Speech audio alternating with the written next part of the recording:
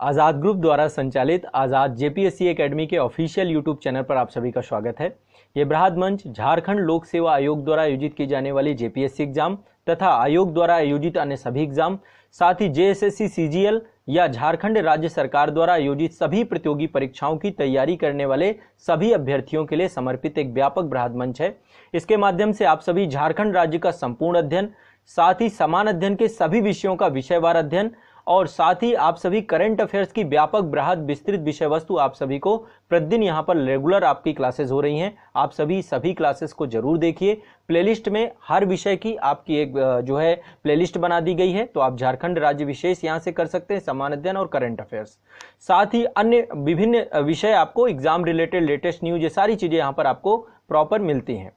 साथ ही आप सभी के लिए एक निशुल्क करंट अफेयर्स की मासिक पत्रिका आप लोगों को उपलब्ध कराई जाती है। प्रति माह आप सभी उस पत्रिका को डाउनलोड कर सकते हैं। ये आप पत्रिका आपको आज़ाद जेपीएससी एकेडमी के ऑफिशियल एप्लीकेशन में मिलेगी। ये एप्लीकेशन की लिंक आपको वीडियो के डिस्क्रिप्शन में मिल जाएगी। आप डिस्क्रिप्शन में जाकर के एप्लीकेशन को डाउनलोड कर सकते हैं या फिर गूगल प्ले स्टोर पर जाइए, वहाँ पर सर्च करिए आज़ाद जेपीएससी एकेडमी, आपको ऑफिशियल ऐप हमारा खुल करके आ जाएगा।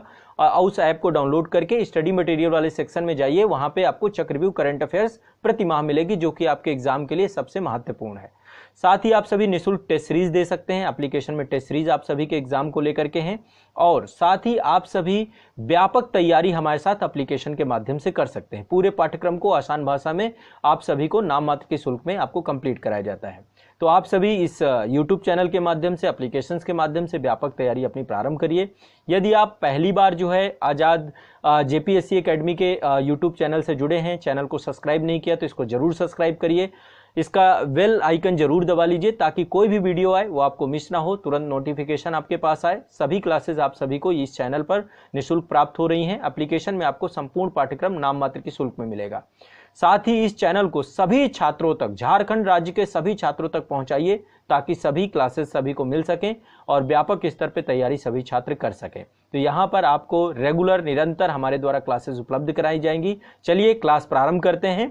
इस चैनल को सभी तक पहुंचाने का कार्य आप सभी का है, तो एक बार इसको जरूर साझा करिए, जरूर शेयर करिए। चलिए क्लास प्रारंभ करते हैं।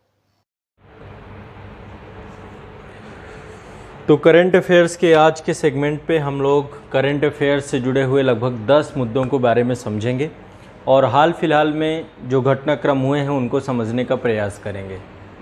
इसमें राष्ट्रीय, अंतर्राष्ट्रीय या अन्य मुद्दे आपके होंगे। तो आज के करंट अफेयर्स में शुरुआत करते हैं सबसे पहले क्वाड शिखर सम्मेलन को लेकर के। अभी हाल ही में 3 मार्च 2022 को क्वाड नेताओं का शिखर सम्मेलन हुआ 2022 का।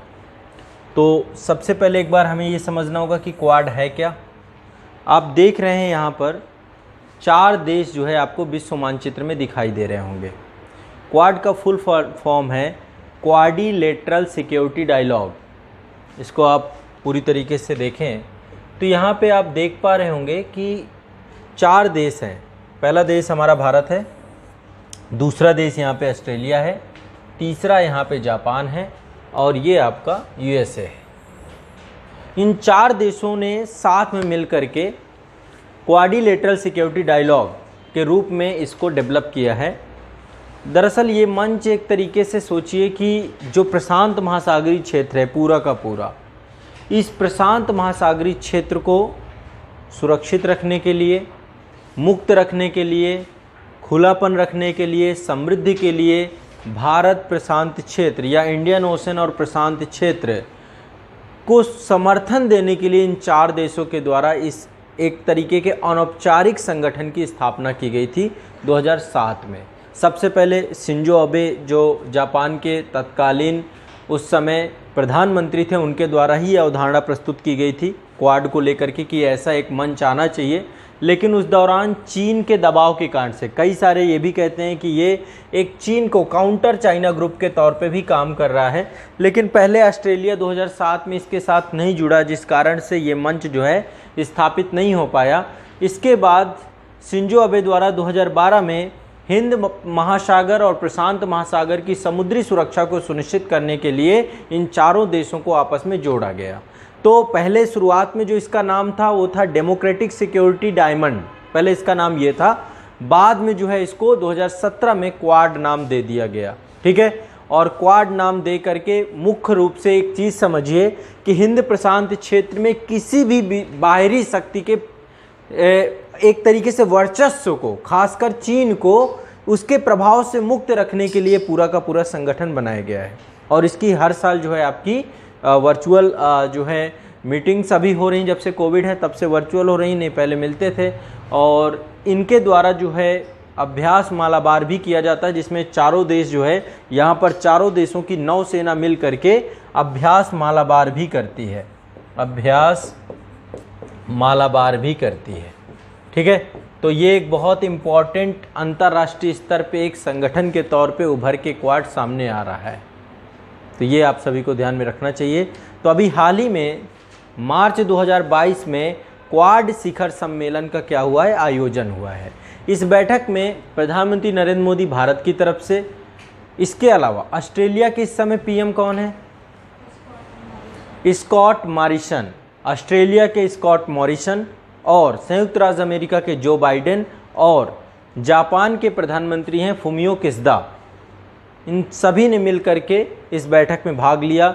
ये किसी एक पर्टिकुलर स्पेस में नहीं हुआ, ये वर्चुअली हुआ है, यानी कि ऑनलाइन मीडियम से हुआ है। और सभी नेताओं ने जो प्रशांत महासागर के जो द्वीपीय हालात हैं उनको लेकर के यहाँ पे चर्चा की, और साथ ही समसामयिक मुद्दों पर भी चर्चा की, खासकर दक्षिण हिंद प्रशांत महासागर और हिंद महासागर क्षेत्र की सुरक्षा को लेकर के इनके द्वारा डिस्कस किया गया।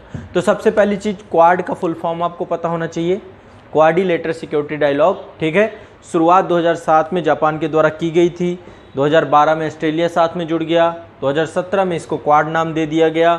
4 देश इसके साथ जुड़े हुए हैं, यूएसए, जापान, ऑस्ट्रेलिया और भारत। ये अनौपचारिक रणनीतिक मंच है। ठीक है, तो इस रूप में आप क्वाड के बारे में जान सकते हैं। अगला करंट अफेयर्स थोड़ा सा इम्पॉर्टेंट है, ये भी ज़रूरी है जानना। आप ये चीज़ें आप देखते रहा करिए, ट्रैक करते रहा करिए। अब अगला जो शिखर सम्मेलन है, ये अगला जो इम्पोर्टेंट ये करंट अफेयर्स है, पहली बार राज्य ऊर्जा जलवायु सूचकांक जो है जारी किया गया है नीति आयोग के द्वारा। ये फर्स्ट टाइम जारी किया गया। अब ये क्या है, एक बार आप लोग इसको लिख लो, हेडिंग डाल लो, राज्य ऊर्जा जलवायु सूचकांक, राज्य ऊर्जा जलवायु सूचकांक। तो नीति आयोग के द्वारा राज्य ऊर्जा जलवायु सूचकांक जारी किया गया है, लॉन्च किया गया है, जिसका अल्टीमेट गोल क्या है कि जलवायु और ऊर्जा के क्षेत्र में राज्यों और केंद्र शासित प्रदेशों के क्या प्रयास हैं, किस डायरेक्शन में काम कर रहे हैं। इस सूचकांक का अल्टीमेट गोल क्या है?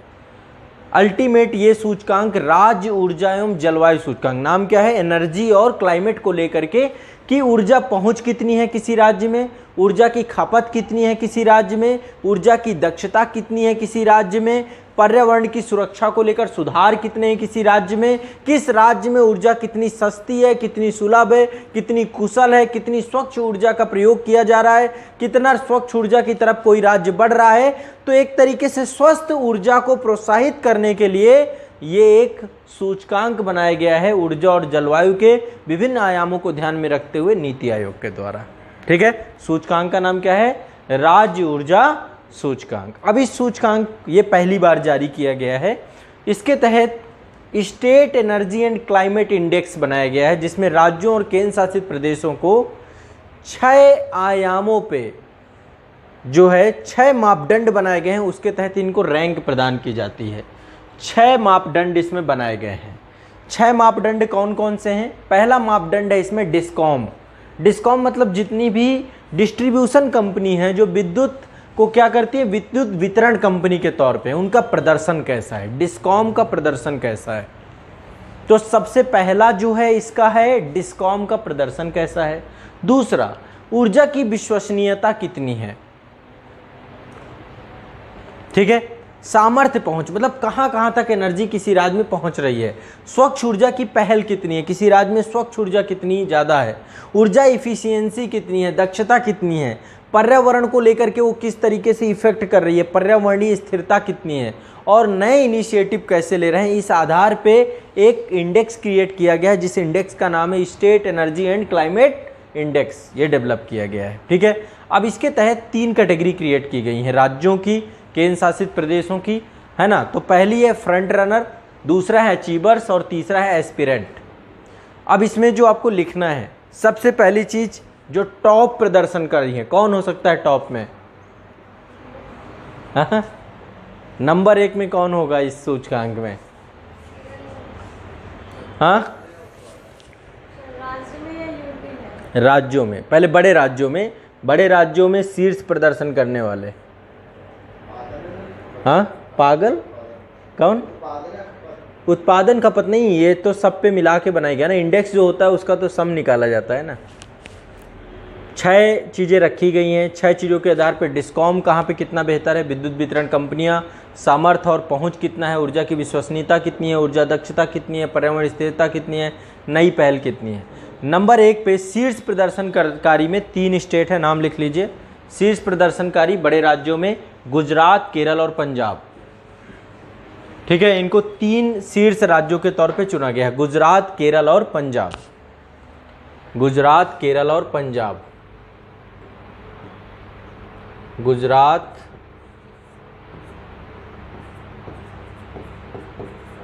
केरल, पंजाब।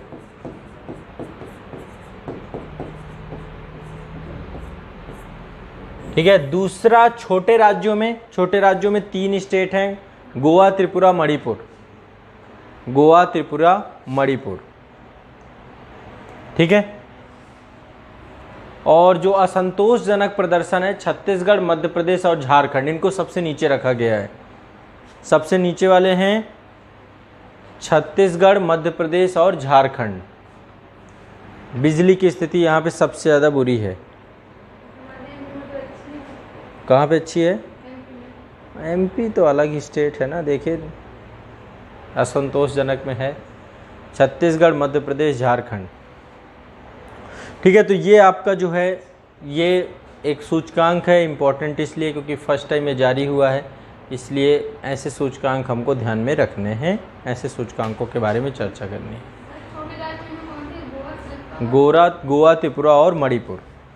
ठीक है, उत्तर प्रदेश 13वें नंबर पे, छत्तीसगढ़ को अंतिम स्थान प्राप्त हुआ है। ठीक है, उत्तर प्रदेश अपना बीच में बना रहता है। हाँ, लास्ट है छत्तीसगढ़, लास्ट है, फिर इसके बाद मध्य प्रदेश है, फिर झारखंड है। सबसे मतलब लास्ट आपका छत्तीसगढ़ है, फिर ये ऐसे बनाया गया है। गोवा, त्रिपुरा, मणिपुर आपके छोटे राज्यों में है। केंद्र शासित प्रदेशों में लिख लीजिए टॉप 3 कौन से हैं? चंडीगढ़, दिल्ली एवं दमन दीव। ठीक है, तो ये एक सूचकांक है, इस सूचकांक के बारे में आपको थोड़ा बहुत जानना चाहिए था। ठीक है, अभी अंतर्राष्ट्रीय शिल्प मेला कहाँ पे हुआ है, आयोजित हुआ है?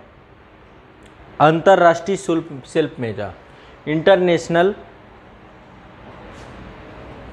क्राफ्ट मेला सूरजकुंड में हुआ है, हरियाणा के। तो लिख लो 35वां सूरजकुंड अंतर्राष्ट्रीय शिल्प मेला 2022। 35वां सूरजकुंड इंटरनेशनल शिल्प मेला 2022। ठीक है, आयोजित हुआ है कहाँ पे? ये आयोजन का टाइम था 19 मार्च से लेकर के 4 अप्रैल 2022 तक। तो 19 मार्च से लेकर के 4 अप्रैल तक हुआ है ये 2022। ठीक है, 19 मार्च से लेकर के 4 अप्रैल तक। दूसरा, इसके बारे में दूसरी जानकारी क्या है चाहिए आपको? दूसरी, ये विश्व का सबसे बड़ा शिल्प मेला होता है। ये विश्व का सबसे बड़ा शिल्प मेला है। ये सूरजकुंड आपका फरीदाबाद में पड़ता है, हरियाणा में। ठीक है, और इसका आयोजन जो किया है सूरजकुंड मेला प्राधिकरण, एक अथॉरिटी डेवलप की गई है हरियाणा पर्यटन विभाग के द्वारा। केंद्रीय पर्यटन विभाग, कपड़ा, संस्कृति, विदेश मंत्रालय, मतलब काफ़ी लोगों के सहयोग से पूरा का पूरा ये बनाया गया है। यहाँ पे नीचे सारे दिए गए हैं जितने भी हैं इसके पार्टनर्स। ठीक है, तो ये कई जो है एजेंसीज़ मिलके काम करती हैं। एक तो सूरजकुंड की खुद की अथॉरिटी है, हरियाणा सरकार है, इसके बाद केंद्रीय पर्यटन विभाग है, और कपड़ा मंत्रालय है, संस्कृति मंत्रालय है, विदेश मंत्रालय है। ठीक है, इन्होंने मिल करके किया गया है। थीम राज्य था जम्मू कश्मीर, इस मेले का थीम राज्य था जम्मू कश्मीर। भागीदार देश था उज्बेकिस्तान, ये लिखा हुआ उज्बेकिस्तान इसका थीम राज्य मतलब जिसको फोकस किया गया है, थीम राज्य मतलब पर्टिकुलर पूरे मेले पे एक हाइलाइटर होता है ना, कि हाईलाइटेड किया गया है जम्मू कश्मीर को। तो जम्मू कश्मीर थीम राज्य के तौर पे था, भागीदार देश था इसमें उज्बेकिस्तान। देखो ये 35वां है। सबसे पहला सूरजकुंड मेला जो है 1987 में जो है प्रारंभ किया गया था। 1987 से जो है ये मेला लगातार किया जा रहा है और लगातार कई देश जो है इसमें सहभागी होते। लगभग इस बार 30 से ज़्यादा देश जो है इसमें जुड़े हुए थे। ठीक है, लैटिन अमेरिकी देश भी आते हैं, उज्बेकिस्तान तो इसका सहयोगी देश था ही। Afghanistan, Ethiopia, Mozambique, Tanzania, Zimbabwe, Uganda, Namibia, पूरा अफ्रीका संघ के काफ़ी सारे देश मिल करके यहाँ पे भाग लेते हैं। कई सारी कंट्रीज़ आके इस पूरे शिल्प मेले में भाग लेती हैं। ठीक है, कई बार जो है यहाँ पे भी प्रगति मैदान पे भी बुक फेयर लगते हैं, अंतर्राष्ट्रीय बहुत सारे इंटरनेशनल फेयर लगते हैं। आप लोगों को समय मिला करे तो आप लोग जाया करिए इन सब चीज़ों को देख। हाँ चलिए,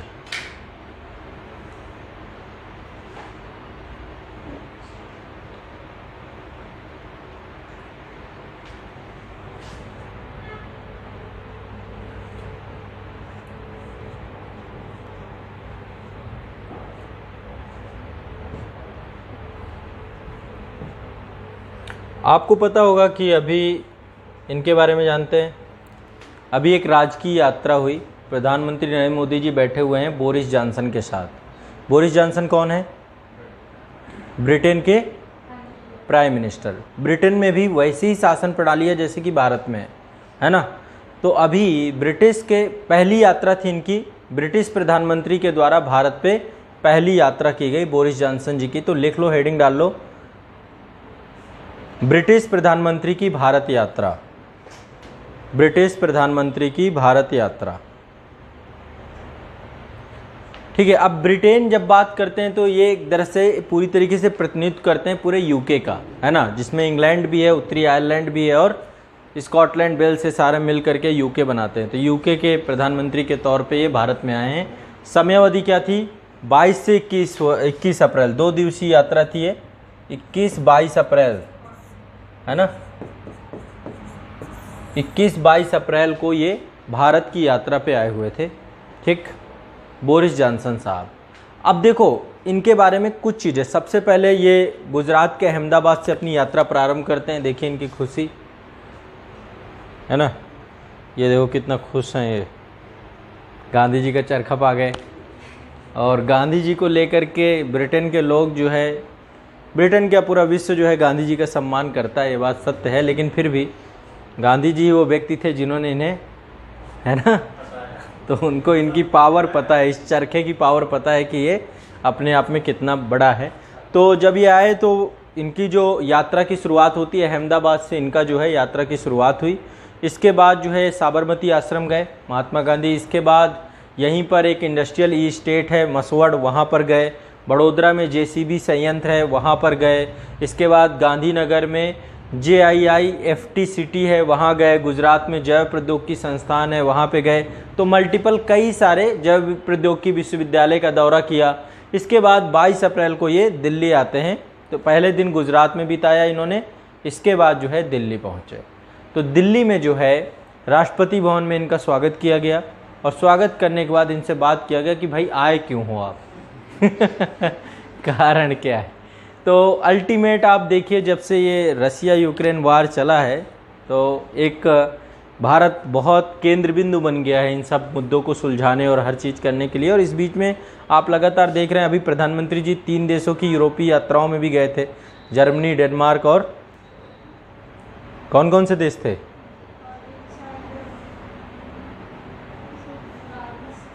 फ्रांस, है ना। तो यूरोपीय देशों की यात्रा में प्रधानमंत्री का जाना और साथ में विश्व में एक तरीके से भारत एक बड़ी इकोनॉमी के तौर पे है, तो इनके द्वारा जो है कई सारे, ठीक है, बस यही है आपको दिमाग में बैठा लेना। आए होंगे तो कुछ आर्थिक गतिविधियों पे बातचीत हुई होगी, कुछ रक्षा और सुरक्षा सहयोग को लेकर के व्यापारिक रणनीति पे बात हुई होगी, एक व्यापक कम्प्रिहेंसिव साइबर प्रशासन को लेकर के बात हुई होगी, साइबर प्रतिरोध को लेकर बात हुई होगी, कुछ राष्ट्रीय अवसंरचना के क्षेत्र पे सहयोग को लेकर बात हुई होगी, आतंकवाद एक बड़ा मैटर रहता है, तो आतंकवाद उग्रवाद पे बात हुई होगी। हर देश के साथ हमें ये दिमाग में कुछ पर्टिकुलर पॉइंट आपको लेकर के चलना है, ठीक है। साथ में बगल में अफगानिस्तान है, वहाँ पे दिक्कत होगी, उस पर बात हुई होगी। G20 और राष्ट्रमंडल की बात हुई होगी। तो जहाँ जहाँ पे एक दूसरे से जुड़ाव रखते हैं, कुछ कॉमन ही होते हैं। साथ ही दोनों नेताओं के बीच में डिस्कशन हुआ कि भाई रसिया यूक्रेन का क्या करें, बोले चलने दो, दोनों ही विरोध कर रहे हैं, हम लोग क्या कर सकते हैं, ठीक है। तो वैसे ये तो खुल के जो है यूक्रेन के साथ है, भारत जो है रसिया का विरोध नहीं करता, भारत युद्ध का विरोध करता है, ठीक है। हम रसिया के खिलाफ नहीं है, बट रसिया के द्वारा किए गए युद्ध के खिलाफ हैं, ठीक है। अब ये कोई ऐसा नहीं है कि भारत व्यवहारिक पृष्ठभूमि पे रसिया को किसी तरीके के युद्ध को लेकर प्रोत्साहित कभी नहीं करता है, बट हम उसका कहीं पर भी अभी जितने भी चाहे यूनाइटेड नेशन में मतदान की बात आई हो, हर जगह पे आई हो, भारत ने अपने आप को उससे अलग ही रखा है, क्योंकि हम अपनी एक इंडिपेंडेंट विदेश नीति के साथ, कूटनीति के साथ आगे लेकर के चल रहे हैं। इसके बाद दोनों देशों के द्वारा बहुत सारे इनोवेशंस, पार्टनरशिप और इन सब चीज़ों की बात हुई होगी। तो अल्टीमेट बस यही चर्चाएं होती हैं जितने भी इंटरनेशनल कोई महत्वपूर्ण, मतलब इसी को आप ले करके देखेंगे, है ना। अब 5G की बात चल रही है, आर्टिफिशियल इंटेलिजेंस की बात चल रही है। तो जब भी आप इंटरनेशनल रिलेशन में द्विपक्षीय यात्राएं हों, भारत के राष्ट्रपति जाएं, प्रधानमंत्री जाएं या किसी देश के राष्ट्राध्यक्ष आएँ, आप तुरंत 5-6 भागों में उसको बांट लीजिए, ठीक है। सबसे पहला इकोनॉमिक, सबसे पहली बात यही होगी कि हम अपने आर्थिक संबंधों को दोगुना करेंगे, तिगुना करेंगे, कुछ ना कुछ बात होगी। फिर इसके बाद दूसरा आ जाइए, चूँकि क्लाइमेट चेंज एक बड़ा मुद्दा है, तकनीकी एक बड़ा मुद्दा है ना। और क्या है, इंटरनेशनल लेवल पे है कि रक्षा हस्तांतरण हो एक दूसरे को लेकर, सुरक्षा एक दूसरे देशों की बहुत ज़रूरी है, आतंकवाद एक बड़ा विषय है। तो ये सब चीज़ों को लेकर के ही वार्तालाप होगी, बस ये समझ लीजिए। एक दूसरे से सहयोग की बात होगी। तो ये बहुत आपको, मतलब इस तरीके से आपको समझ लेना है, समझ करके इसको आपको लिख देना है। आप याद नहीं कर सकते इन सब चीज़ों को लेकर के, और कुछ पर्टिकुलर चीज़ें आपको ध्यान में रखना होगा कि भाई ऐसा ऐसा क्या क्या हुआ है आपस में, ये भी आपको ध्यान में रखना चाहिए, ठीक है। अब नेक्स्ट आते हैं हम लोग।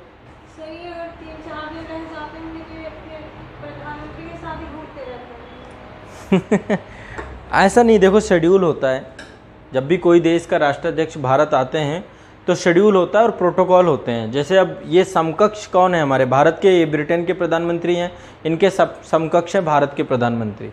तो हमेशा समकक्ष जो होते हैं, समकक्षों के बीच में एक पूरा डायलॉग होता है। और चूँकि ये हमारे गेस्ट हैं, हम यहाँ होस्टिंग कर रहे हैं, इंडिया में है ये, तो निश्चित तौर पे भारत के प्रधानमंत्री, एक शेड्यूल तय होता है दोनों का, है ना। वो शेड्यूल पहले से ही सब सारा का काम डिप्लोमेट्स का होता है कि कब क्या कैसे करना, उसी हिसाब से यात्राओं को तय किया जाता है कि 2 दिवसीय रखना है, कि 1 दिवसीय रखना है, कि 3 दिवसीय रखना है। यदि प्रधानमंत्री जी का शेड्यूल खाली है, इनका खाली है, तो फिर उसी हिसाब से टाइम को अरेंज किया जाता है ना। और फिर इतने सारे वो होते हैं, कार्यक्रम होते हैं कि फिर एक एक कार्यक्रम, और सब सारा का सारा जो एक तरीके से समझिए कि जो मैनेजमेंट होता है वो सारा का सारा एम्बेसीज करती हैं, उस देश की एम्बेसी और भारत से उसके साथ जुड़ाव, ठीक है, मेन यही होता है। और इनके साथ एक प्रतिनिधि मंडल आता है पूरा का पूरा, लेकिन होस्टिंग का काम जो है समकक्ष ही करेंगे, जो इनके समकक्ष है। और जो हमारे कैबिनेट मिनिस्टर होते हैं वो भी साथ में इनके साथ जुड़े रहते हैं, ठीक है। चलिए,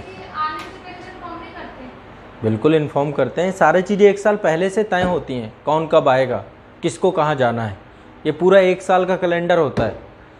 बहुत सारी चीज़ें होती हैं जो गोपनीय होती हैं, वो नहीं बताई जाती, अन्यथा की स्थिति में प्रधानमंत्री जैसे हमारे हैं, अगले 1 साल में कहाँ जाना है, क्या करना है, किससे मीटिंग है, किससे विजिट्स हैं, वो सारी चीज़ें पहले से तय होती हैं। ऐसे नहीं होता अनावश्यक कि बस निकल गए। वो एक बार हो गया था, नवाज शरीफ वाले में चले गए थे बिना कोई वो शेड्यूल के, तभी तो ये मीडिया वालों को भी पता होता है कि आगामी कितनी विजिट्स हैं, कैसे जाना है, क्या करना है।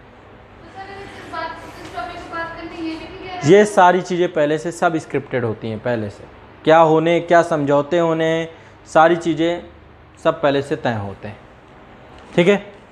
अब दूसरा जो है आपका एक महत्वपूर्ण है रायसीना डायलॉग। रायसीना डायलॉग कई सारे देशों के द्वारा एक फाउंडेशन है जिसका नाम है ऑब्जर्वर रिसर्च फाउंडेशन, उसके सहयोग से और भारतीय विदेश मंत्रालय, इन दोनों के द्वारा मिल करके रायसीना डायलॉग जो है आयोजित किया जाता है। इस बार का रायसीना डायलॉग जो है 25 से 27 अप्रैल 2022 को नई दिल्ली में आयोजित हुआ, ठीक है।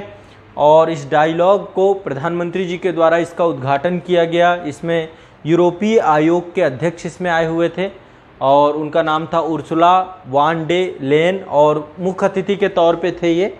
और इसके बाद जो है अल्टीमेट जो इस पूरे का इसका ऑब्जेक्टिव है वो ऑब्जेक्टिव है कि भू राजनीति, भू अर्थशास्त्र के तौर पे किस तरीके से जो है किसी भी देश को, भारत को कैसे हमें इनोवेट करना है, कैसे भारत को एक तरीके से वैश्विक स्तर पे उभारना है। तो रायसीना डायलॉग के अंतर्गत विदेश मंत्रालय और जो ये संस्था है आपकी ORF, ऑब्जर्वर रिसर्च फाउंडेशन, इसके सहयोग से ये आपका मनाया जाता है। तो इस बार का ये 7वां था। 2016 से इसको प्रारंभ किया गया था, 2016 से ये लगातार आपका चल रहा है। और इस कार्यक्रम में कई सारे आए, स्वीडन के पूर्व प्रधानमंत्री आए, कनाडा के पूर्व प्रधानमंत्री आए, मालदीव के पूर्व राष्ट्रपति आए, ऑस्ट्रेलिया के पूर्व प्रधानमंत्री आए, काफ़ी सारे लोग जो पूर्व वाले हैं उनको इसमें सम्मिलित किया गया। और अन्य कई सारे देश जैसे अर्जेंटीना, आर्मेनिया, ऑस्ट्रेलिया, तो ऑनलाइन माध्यम से भी कुछ देश जुड़े हैं, जैसे ऑस्ट्रेलिया ऑनलाइन जुड़े, गुयाना, नाइजीरिया, नॉर्वे, लिथुआनिया, ये सारे देशों के द्वारा इस पूरे उसमें साथ में जुड़ा गया। ठीक है, तो ये रायसीना डायलॉग जो है आपको ध्यान रखना है। ये आपका हर साल मनाया जाता है और ये भारत के विदेश मंत्रालय के द्वारा। एक ये आपका फिनटेक ओपन मंथ का आयोजन जो है किया गया, फिनटेक ओपन हैथकॉन। ठीक है, अब ये क्या है, पूरा का पूरा नीति आयोग के द्वारा ये जो है आयोजित किया जाता है आपका। ठीक है, मेजबान होता है इसका नीति आयोग। मेन उद्देश्य क्या है इसका कि किस तरीके से हमारे यहाँ पे डिजिटल प्लेटफॉर्म को लेकर के काम करें, फिनटेक के लिए अग्रणी समाधान प्रदर्शित करना, टेक्नोलॉजी और फ़ोन के साथ चीज़ों को जोड़ना, है ना, उसको लेकर के फिनटेक काम करना। तो भारत में जितने भी नवाचार हो रहे हैं, बहुत सारे इनोवेशंस हो रहे हैं, बहुत सारे डिजिटल निर्माता हैं, कैसे वो अपने आप को टेक्नोलॉजी के लिए सोचने के लिए हो, विचार करने के लिए हो, कोडिंग को लेकर के उन सबको अवसर प्रदान करने के लिए नीति आयोग के द्वारा ये प्रारंभ किया गया हैकथॉन है। और इस बार जो है ये पूरा का पूरा कार्यक्रम आपका फ़ोनपे के साथ जोड़ करके किया गया था। तो ये जो है इसका देखिए एक पर्टिकुलर एक रजिस्ट्रेशन होता है। रजिस्ट्रेशन करने के बाद जितने भी इनोवेटिव आइडियाज़ वाले लोग हैं कि भाई कैसे कोडिंग करनी है, कैसे जो है चीज़ों को बनाना है, उसको लेकर के पूरा का पूरा एक रजिस्ट्रेशन होता है और इसमें एक विजेता घोषित किया जाता है। विजेता को 5 लाख रुपए का पुरस्कार दिया जाता है। ठीक है, तो इस बार का जो है फिनटेक आपका आयोजित हुआ था, नीति आयोग और फ़ोनपे के द्वारा मिल करके पूरा का पूरा किया गया था। ठीक है, तो थोड़ा बहुत ये आपको जानकारी होनी चाहिए। एक ये थोड़ा सा आपको ध्यान रखना है, GI टैग मिला है इसको। ये क्या है, नरसिंहपेट्टई नागस्वरम, लिख लो इसे, नरसिंहपेट्टई नागस्वरम। ये एक वाद्य यंत्र है, नरसिंहपेट्टई, लिख पाएंगे नहीं लिख पाएंगे? एक ये वाद्य यंत्र है, नरसिंहपेट्टई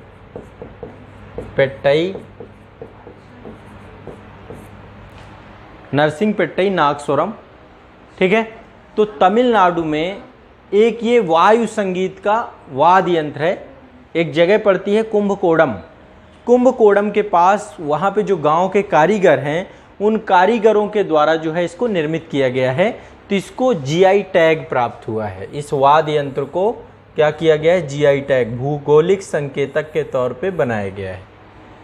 ठीक है, एक GI टैग इसको प्रदान किया गया है। ठीक है, ध्यान रखिएगा इसको। ये तमिलनाडु का है, कुंभकोणम एक गांव है, वहाँ पर ये वाद्य यंत्र हाथ से निर्मित किया जाता है ना। नरसिंहपेट्टई एक गांव है, नरसिंहपेट्टई एक गांव है। उस गांव के कारीगरों के द्वारा, अपने पूर्वजों जो उनके पूर्वज थे उनके द्वारा लकड़ी से इस उपकरण को बनाने का कौशल जो है उन्हें मिला है। और ये प्रसंस्करण कौशल बना रहे, इसके लिए जो है इसको क्या किया गया है, नरसिंहपेट्टई नागस्वरम को क्या प्रदान कर दिया गया है, भौगोलिक संकेतक के तौर पे इसको लिस्टेड कर दिया गया है। ठीक है, हाँ, एक वाद्य यंत्र है, शादियों में, मंदिरों के उत्सवों में, इन समारोहों में जो है इसको बजाया जाता है। ठीक है, देखिए बजा रहे हैं। ठीक है, तो इसको इस रूप में जो है सेलिब्रेट किया जाता है नरसिंहपेट्टई को। ठीक है, क्लियर है? ठीक है, तो आज के लिए इतना ही रखते हैं। नेक्स्ट सेशन में हम आगे और बढ़ाएंगे, ठीक है, धीरे धीरे। अभी जो हाल फिलहाल में जैसे हमारे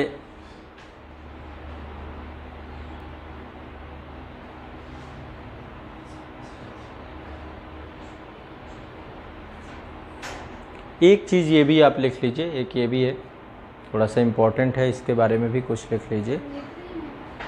ये भारत का पहला जो है हाइड्रोजन द्वारा संचालित एक संयंत्र बनाया गया है।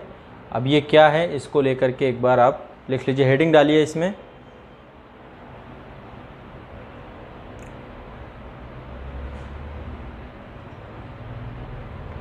लिखिए हाइड्रोजन द्वारा संचालित